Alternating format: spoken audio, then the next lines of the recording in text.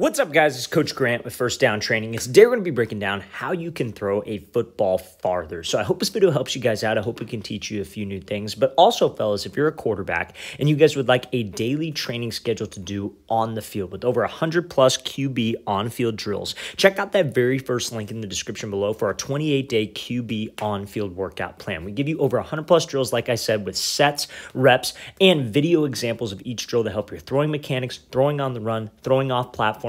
And we also give you a daily shoulder warm-up routine to do to make sure your arm stays healthy. So check out that very first link below if you want to improve your game as a QB. Let's get started with this video. So now we're going to be looking at this clip here from Josh Allen. So we're going to talk about just the main mechanical points of being able to throw a better deep ball, being able to get more distance on a throw. And then we're going to be showing two clips from five-star quarterback Nico Iamaleava and how he has a bad example of arm strength and then a good example on how he was able to improve his mechanics to make his arm stronger. So I hope this helps. So first clip here is from Josh Allen, obviously.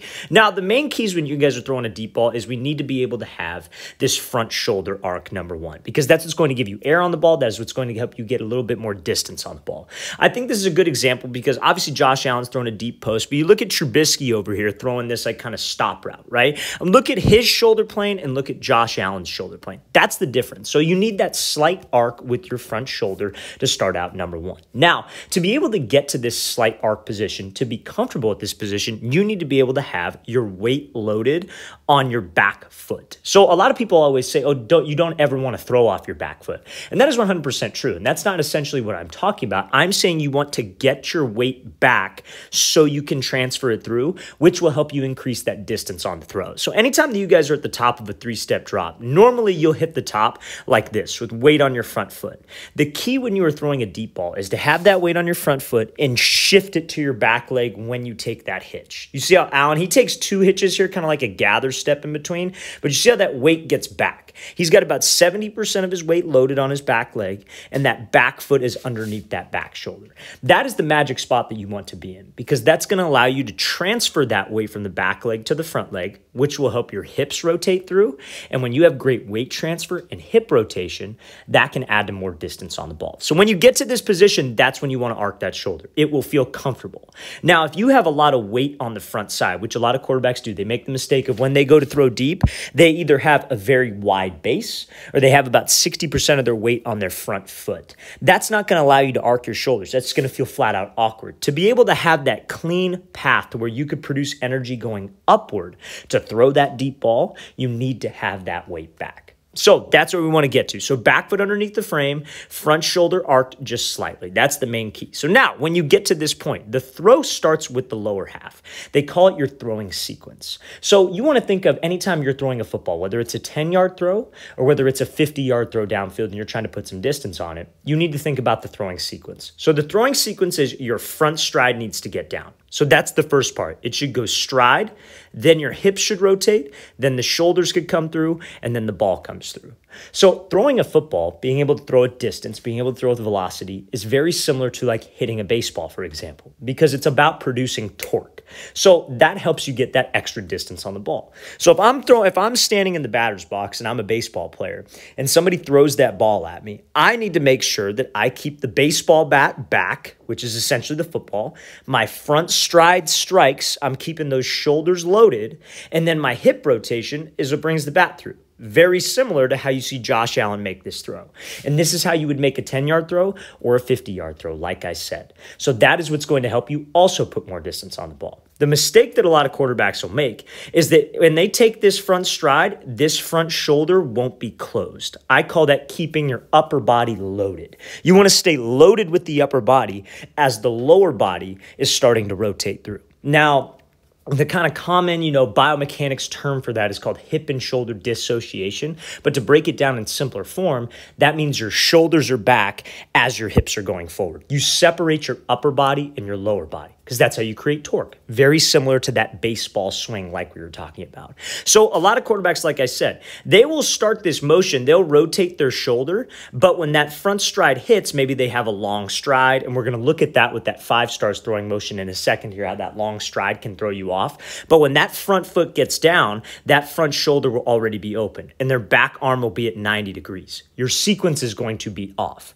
What's going to happen is your shoulders are going to end up coming through before your hips, which can take away the distance you have on the ball. It's got to be front stride, then hips, then shoulders, then ball. So now, when you go to transfer that weight from the lower half, you got to think that weight transfer starts the throw. You're transferring to get that front foot to go down.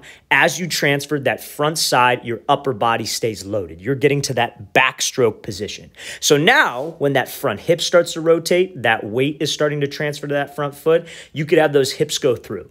And when that back hip can lead and that ball is trailing behind, that is how you get that distance. So you got to have all the boxes checked off to be able to throw that pretty deep ball, to be able to get more distance on that deep ball. You have to have your weight back with your back leg under your frame, about 70% underneath your back shoulder.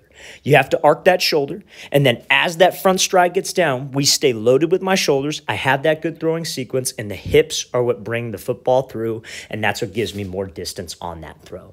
This is a textbook throwing sequence here from Josh Allen. You watch any NFL quarterback that has a great deep ball, they all have a great throwing sequence. So let's play this thing full speed now. So great job hitching up, getting the weight back, shoulders are closed, and then obviously sending this thing downfield. That's a great rip there from Josh Allen. So now, like I said, we're going to be looking at that throw from Nico Iamaleava. So this is a big-time throw that he is making right here. Now, a lot of people, like old school quarterback coaches, teach a lot of different things that aren't taught today. You know, like swinging their front elbow down, pushing off of their back foot instead of getting their hips to rotate through. And all of those are ways to definitely create power. But one thing is your power is going to be limited, and it is not a safe way to throw the football harder, farther, or anything, because it puts pressure on your arm. So let's play this full speed here. So this is a comeback route from the opposite hash on time. I'm not saying that this is a bad ball, but you see how that ball kind of dies off at the end. Like, it's a far throw, don't get me wrong, but it doesn't like finish with a ton of energy, right? So let's talk about why that is. So you see when he gets to the top of his drop, and again, like I said, we're going to show a clip after this of him with much improved throwing mechanics and just the difference in the type of throws. So when he gets set up here, you see how he gets that weight. So he's got that weight on that front side, just like we saw in that last clip from Josh Allen. When he hitches up, what does he do? He gets his weight back. This is an awesome position to be in.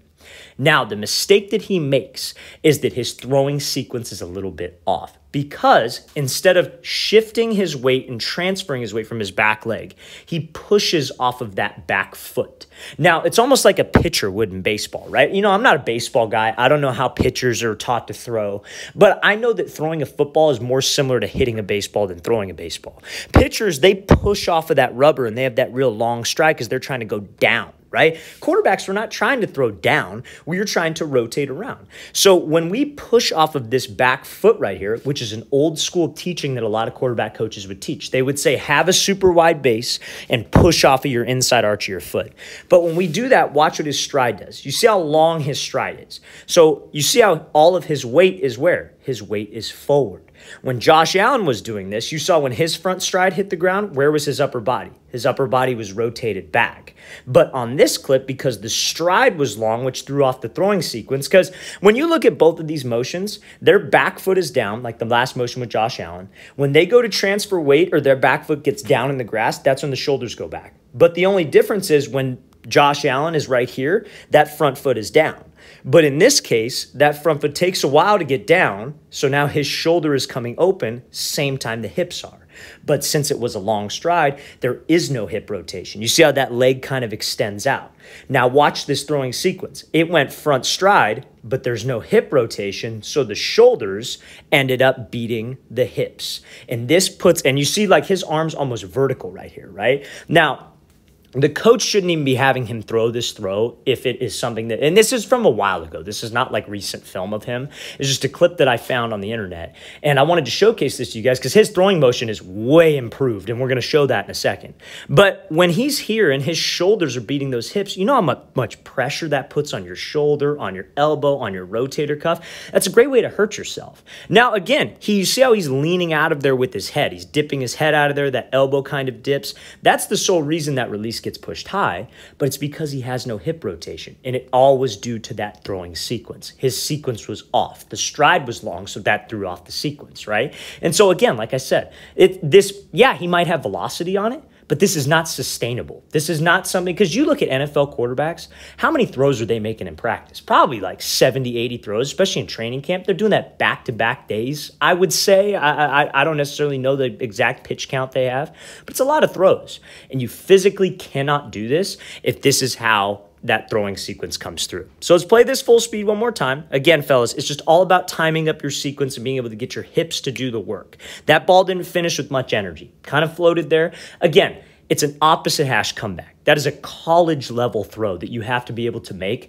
But let's look at this next clip and then we can decide the difference for yourself. So this is a much better throw, and I want you to see the velocity that this ball has. See how it finishes with some energy. It doesn't die off. So let's talk about this throw here. Now, I know this is obviously an easier throw, but let's pay attention to his mechanics. So back foot gets down. What happens? Shoulders are going back, and look at the front strike. His shoulder is loaded. Front foot is down in the grass. So now what do you think is going to happen? That hip is going to actually be able to rotate through. So front stride, that's the first part of the sequence. Now hip rotation. Back hip is coming through, and look where the ball is, trailing behind his hip.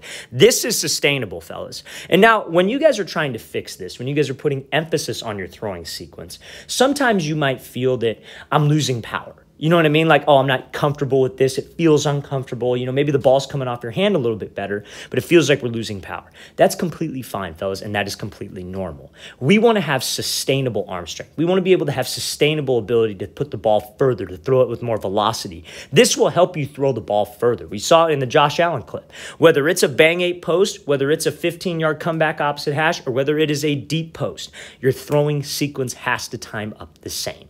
So when he's here, again, like we said, that front stride gets down. Where are his shoulders? His shoulders are back. In the last clip, this shoulder was coming forward as that stride was going down. His stride is down. Shoulders are loaded back. That hip rotation brings him through. And that's where he gets that snap on the ball. That's where he gets that extension. That is how we produce torque.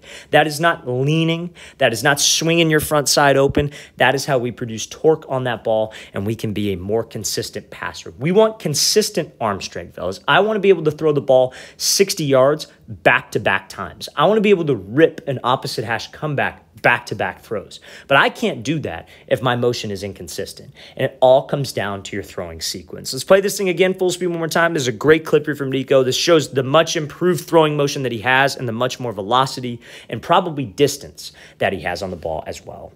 All right, fellas, I really want to thank you for watching. I really appreciate it. If you guys have any questions at all, please don't hesitate to leave those in the comment section below. We always appreciate the feedback. It's always great to hear from you guys. You know, you guys help keep this channel rolling with all your guys' feedback and comments. So we really, really appreciate it.